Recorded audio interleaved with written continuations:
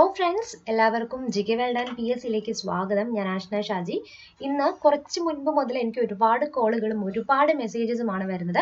ഒരു ലിമിറ്റ് അല്ലാത്ത രീതിയിലാണ് എനിക്ക് ഒരുപാട് കോളുകൾ വരുന്നത്. അപ്പോൾ എല്ലാവരോടും ഇൻഡിവിജ്വൽ ആയിട്ട് പറഞ്ഞു മടുത്തു. സോ ഞാൻ വിചാരിച്ചു ഇങ്ങനെ ഒരു വീഡിയോ ചെയ്യുന്നത് കൊണ്ട് എന്തായാലും ഫലപ്രദമായിരിക്കും എന്നുള്ളത്. ഫസ്റ്റ് ഓഫ് ഓൾ നിങ്ങളൊന്ന് കാം ആൻഡ് ക്വയറ്റ് ആയിട്ടിരിക്കുക, മനസ്സിനെ ശാന്തം ആയിട്ടിരുത്തുക. ഇപ്പൊ നമുക്കറിയാം, റീസെന്റ് കുറച്ച് തൊട്ട് മുൻപാണ് കേരള PSC ചെയർമാന്റെ ഒരു വാർത്താ സമ്മേളനം കഴിഞ്ഞിട്ടുണ്ടായിരുന്നത്. അതിൽ അദ്ദേഹം വ്യക്തമാക്കിയ കാര്യങ്ങൾ നിങ്ങൾക്ക് മനസ്സിലാവുന്ന രീതിയിൽ, എന്നാൽ കഴിയുന്ന രീതിയിൽ ഞാൻ ജസ്റ്റ് ഒന്ന് പറഞ്ഞു തരാൻ വേണ്ടിയിട്ടാണ് വന്നിരിക്കുന്നത്. അപ്പൊ നിങ്ങൾ ശ്രദ്ധിക്കേണ്ടത് എന്താ വെച്ച് കഴിഞ്ഞാൽ, നമുക്ക് ഡിസംബർ 10 മുതൽ 10th ലെവലുള്ള എക്സാമിനേഷൻ ആവട്ടെ, +2 ലെവലിലുള്ള എക്സാമിനേഷൻ ആവട്ടെ, ഡിഗ്രി ലെവലിലുള്ള എക്സാമിനേഷൻ ആവട്ടെ, ഇതിനെല്ലാം കൂടെ കൂടിയിട്ട് ഒരു കോമൺ ആയിട്ട് എക്സാം ആണ് നടത്തുന്നത്. അതായത് ഇപ്പൊ നിങ്ങൾ 10th ലെവലിലുള്ള ഒരു ഉദ്യോഗാർത്ഥിയാണ്, LDC, LGS, VEO തുടങ്ങിയ മത്സര പരീക്ഷകൾക്ക് അപ്ലൈ ചെയ്തിട്ടുണ്ടെങ്കിൽ നമ്മൾ എല്ലാത്തിനും ഓരോന്നും സെപ്പറേറ്റ് അല്ലേ അപ്ലൈ ചെയ്യുന്നത്. ഇതിന് പകരം ഇനി ഒരൊറ്റ എക്സാം ആണ്, അതായത് ജനറൽ ആയിട്ട് ഈ VEOയ്ക്കും LDCക്കും LGSനും ഒക്കെ കൂടിയിട്ട് ഒരു സ്ക്രീനിങ് ടെസ്റ്റ് ആയിരിക്കും ഉണ്ടാവുക. മനസ്സിലായോ? അപ്പൊ നിങ്ങൾ അതിന് ജനറൽ ആയിട്ട് ഒരു എക്സാം എഴുതും. ആ എക്സാമിന് പാസ്സായി കഴിഞ്ഞു കഴിഞ്ഞാൽ അങ്ങനെയുള്ള ഉദ്യോഗാർത്ഥികൾക്ക് രണ്ടാമത്തെ ലെവലിലേക്ക് എക്സാം വരുന്നുണ്ട്. ഓക്കെ, സെക്കൻഡ് ലെവലിലേക്ക് വരും. അപ്പൊ ആ സെക്കൻഡ് ലെവലിലേക്ക് വരുമ്പോൾ അതിനെ അടിസ്ഥാനമാക്കിക്കൊണ്ടായിരിക്കും നിങ്ങളുടെ കട്ട് ഓഫും റാങ്ക് മൂന്നിനും സെപ്പറേറ്റ് ആയിട്ടായിരിക്കും നമുക്ക് റാങ്ക് ലിസ്റ്റ് വരുന്നത്. കട്ട് ഓഫ് സെപ്പറേറ്റ് ആയിട്ടായിരിക്കും. എല്ലാത്തിനും ഒരു കോമൺ ആയിട്ടുള്ള എക്സാം നിങ്ങൾ എഴുതുന്നു. ആ എക്സാം പാസ്സായി കഴിഞ്ഞാൽ രണ്ടാമത്തെ ലെവലിലേക്ക് വരുന്നു. രണ്ടാമത്തെ ലെവലിൽ നിങ്ങളുടെ പരീക്ഷയുടെ മാർക്കിന്റെ ബേസ് ചെയ്തിട്ടായിരിക്കും നിങ്ങളുടെ റാങ്ക് ലിസ്റ്റിലേക്ക് വിടുന്നത്. നിങ്ങളുടെ റാങ്ക് ലിസ്റ്റ് കിട്ടും, നിങ്ങൾക്ക് ജോലിയിലേക്ക് പോകാം. ഓക്കെ, ഇനി രണ്ടാമത്തേത് ഡിഗ്രി ലെവലിലേക്ക് വരും. ആദ്യം നടത്താൻ പോകുന്നത് ഡിസംബർ മുതൽ 10ാം ക്ലാസ് നിലവാരമുള്ള പരീക്ഷയിലായിരിക്കും ഈ ഒരു മാറ്റം ഉണ്ടാവുക. പ്രത്യേകം ശ്രദ്ധിക്കുക. പിന്നെ രണ്ടാമത്തേത് ഡിഗ്രി ലെവലിലേക്ക് പോകാം. ഡിഗ്രി ലെവലിലേക്ക് പോകുമ്പോൾ ഇതുപോലെ തന്നെ നിങ്ങൾ ഒരു ഡിഗ്രി ലെവലിൽ അപ്ലൈ ചെയ്യുന്നത് എക്സൈസ് ഇൻസ്പെക്ടർ പോലുള്ള എക്സാംസ് ഒക്കെ ഇല്ലേ, സെക്രട്ടേറിയറ്റ് അസിസ്റ്റന്റ്, അതിനെല്ലാത്തിനും കൂടെ കൂടിയിട്ട് ഒരു കോമൺ ആയിട്ട് ഒരൊറ്റ ജനറൽ സ്ക്രീനിങ് ടെസ്റ്റ് എക്സാം ആയിരിക്കും ഉണ്ടാവുക. ഓക്കെ, നിങ്ങൾ അപ്ലൈ ചെയ്യുന്നത് എല്ലാത്തിനും നേരത്തെ സെപ്പറേറ്റ് ആയിട്ട് അപ്ലൈ ചെയ്തത്, നമ്മൾ സെപ്പറേറ്റ് എക്സാം അല്ല എല്ലാത്തിനും എഴുതിക്കൊണ്ടിരുന്നത്. ഇനി അതിന് പകരമായിട്ട് ഒരൊറ്റ സ്ക്രീനിങ് ടെസ്റ്റ് ആയിരിക്കും. ദെൻ അതിന് പാസ്സായിട്ട് ഇത്ര ശതമാനം മാർക്ക് ഉണ്ടാവും. അതിന് പാസ്സായി കഴിഞ്ഞ ഉദ്യോഗാർത്ഥികൾക്ക് ഒരു രണ്ടാമത്തെ ലെവൽ എക്സാം ഉണ്ടാക്കും. ആ രണ്ടാമത്തെ ലെവൽ എക്സാമിന്റെ നിങ്ങളുടെ മാർക്കിനെ അടിസ്ഥാനമാക്കിയിട്ടാണ് റാങ്ക് ലിസ്റ്റ് വരുന്നത്. ഇനി ഏതെങ്കിലും ഇന്റർവ്യൂ ഒക്കെ ഉള്ള എക്സാംസ് ഒക്കെ ഉണ്ടല്ലോ, ജനറൽ ആയിട്ട് തന്നെ ഇന്റർവ്യൂ ഒക്കെ ഉള്ള എക്സാംസ് ആണെങ്കിൽ അതിനുശേഷം ഒരു ഇന്റർവ്യൂ ഉണ്ടാവും. അതിന് മാർക്ക് ബേസ് ചെയ്തിട്ടായിരിക്കും നിങ്ങൾക്ക് ജോലി കിട്ടുന്നത്, നിങ്ങളുടെ റാങ്ക് ലിസ്റ്റ് അല്ലെങ്കിൽ നിങ്ങളുടെ റാങ്ക് വരുന്നതും. ഓക്കെ, എന്തെങ്കിലും സംശയം ഉണ്ടെങ്കിൽ കമന്റ് ബോക്സിൽ കമന്റ് ചെയ്യാവുന്നതാണ് കേട്ടോ.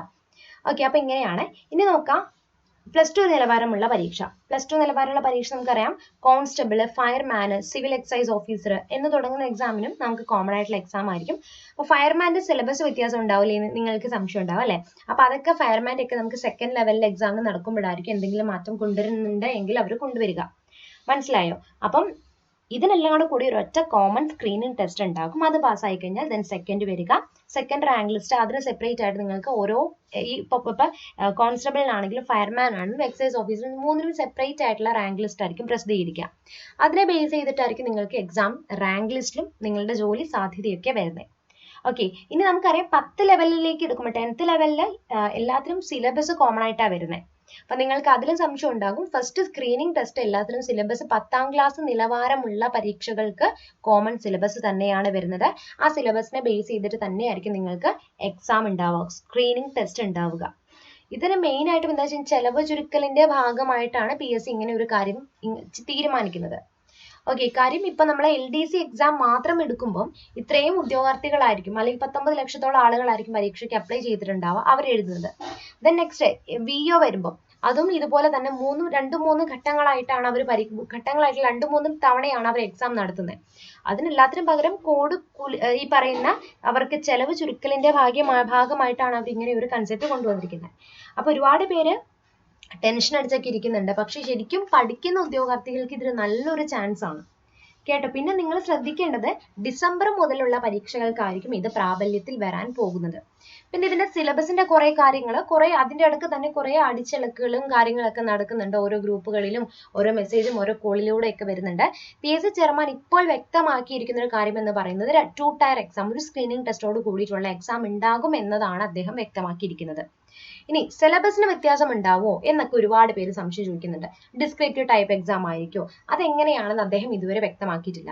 പക്ഷെ നിങ്ങൾ സമാധാനമായിട്ടിരിക്കുക, ഏതൊരു ടൈപ്പ് ആണെങ്കിലും അവർ സിലബസിന് വ്യത്യാസം ഉണ്ടെങ്കിൽ തീർച്ചയായിട്ടും ഈ വരുന്ന 1.5 മാസത്തിനുള്ളിൽ അദ്ദേഹം അത് നമ്മളുടെ സൈറ്റിൽ അപ്ഡേഷൻ വരും. പിന്നെ അദ്ദേഹം പറഞ്ഞ കാര്യങ്ങളാണ് ഞാൻ ഇവിടെ പറയുന്നത് കേട്ടോ. പിന്നെ കുറെ പേര് സൈറ്റിൽ അപ്ഡേഷൻ വന്നെന്നൊക്കെ പറയുന്നുണ്ട്. അങ്ങനെ അപ്ഡേഷൻ വന്നിട്ടുണ്ടെങ്കിൽ നിങ്ങൾ ആദ്യം സൈറ്റാണ് പോയി നോക്കേണ്ടത്. സൈറ്റിൽ അങ്ങനെ ഒരു അപ്ഡേഷൻ വന്നിട്ടുണ്ടോ, മറ്റുള്ളവർ പറയുന്ന അതും ഇത് കേട്ട് വിശ്വസിക്കാതെ നിങ്ങൾ ഡയറക്റ്റ് ആയിട്ട് പോയി കണ്ടറിഞ്ഞ് മനസ്സിലാക്കുക. ഓക്കെ, ദെൻ സിലബസ് ഇനി ഒബ്ജക്റ്റീവ് ആക്കുമോ, അത് അല്ലെങ്കിൽ ഡിസ്ക്രിപ്റ്റീവ് ആക്കി കഴിഞ്ഞ് കഴിഞ്ഞാൽ എന്തൊക്കെ മാറ്റങ്ങളായിരിക്കും സിലബസിൽ വരുന്നത് എന്നൊക്കെ ഒരുപാട് പേര് ചോദിച്ച് മെസ്സേജ് അയക്കുന്നുണ്ട്. അദ്ദേഹം ഇതുവരെയായിട്ടും സിലബസിനെ കുറിച്ച് അല്ലെങ്കിൽ സിലബസിന് മാറ്റം ഉണ്ടാകും എന്തെങ്കിലും ഉണ്ടെങ്കിൽ അദ്ദേഹം വ്യക്തമാക്കിയേനെ. അപ്പൊ അദ്ദേഹം പറഞ്ഞിരിക്കുന്ന കാര്യം എന്ന് പറയുന്നത് ഇതാണ്. ഇത് മനസ്സിലാവാത്ത ആളുകൾ കുറെ പേരുണ്ട്. അങ്ങനെയുള്ളവർ ആദ്യം ഇത് എന്താണെന്നൊന്ന് മനസ്സിലാക്കുക.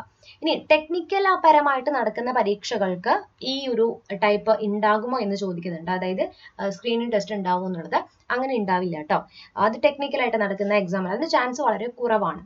ഓക്കെ, അപ്പൊ ഇനിയുള്ള ദിവസം എന്ന് പറയുന്നത് നമുക്ക് LDC ഒക്കെ എക്സാം മിക്കവാറും ഡിസംബറോട് കൂടിയിട്ട് നടക്കാനുള്ള സാധ്യത വളരെ കൂടുതലാണ്. അത് കോവിഡ് പ്രോട്ടോകോൾ അനുസരിച്ച് തന്നെയായിരിക്കും എക്സാം നടത്തുക. അതിനു വേണ്ടിയിട്ടുള്ള ഒരുക്കങ്ങളൊക്കെ PSCയിൽ ആരംഭിച്ചിട്ടുണ്ട് എന്നാണ് നമുക്ക് അറിയാൻ സാധിച്ചത്. എല്ലാ മാനദണ്ഡങ്ങളും അടിസ്ഥാനമാക്കിക്കൊണ്ട് നല്ല രീതിയിലായിരിക്കും അവർ പരീക്ഷ, എല്ലാ സേഫ്റ്റി, ഏറ്റവും ബെസ്റ്റ് ആയിട്ടുള്ള സേഫ്റ്റി പ്രിക്കോഷൻസ് എടുത്തിട്ട് തന്നെയായിരിക്കും PSC എക്സാംസ് ഒക്കെ നടത്തുന്നത്. അപ്പൊ PSCക്കെതിരെ നടന്ന ഒരുപാട് ഈ അടുത്ത കാലങ്ങളിൽ നടന്ന ഒരുപാട് ബുദ്ധിമുട്ടുകളും അതിനെതിരെ നടന്ന പ്രതിഷേധങ്ങളിലൊന്നും അദ്ദേഹം അതിനെക്കുറിച്ച് സംസാരിക്കുന്നില്ല. അദ്ദേഹം ഈ ഒരു കാര്യം പറയാൻ വേണ്ടിയിട്ടാണ് വന്നത് എന്നാണ് വാർത്താ സമ്മേളനത്തിൽ അറിയിച്ചിട്ടുണ്ടായിരുന്നത്. ഓക്കെ, അപ്പോൾ ഇനി വരുന്ന അപ്ഡേഷൻസ് ഉണ്ടെങ്കിൽ, സിലബസിൽ എന്തെങ്കിലും മാറ്റങ്ങളൊക്കെ ഉണ്ടെങ്കിൽ എത്രയും വേഗം തന്നെ നിങ്ങളെ ഞാൻ ഈ ഒരു ചാനലിലൂടെ അറിയിക്കുന്നതാണ്. ചാനൽ ഇനിയും സബ്സ്ക്രൈബ് ചെയ്യാത്തവരുണ്ടെങ്കിൽ ചാനൽ വേഗം തന്നെ സബ്സ്ക്രൈബ് ചെയ്യുക, ലൈക്ക് ചെയ്യുക, ഷെയർ ചെയ്യുക, നിങ്ങളുടെ ഫ്രണ്ട്സിനോട് എത്തിച്ചു കൊടുക്കുക. എന്തെങ്കിലും അഭിപ്രായങ്ങളോ സംശയങ്ങളോ ഉണ്ടെങ്കിൽ കമന്റ് ബോക്സിൽ കമന്റ് ചെയ്ത് എന്നെ അറിയിക്കാവുന്നതാണ്. Okay, thank you.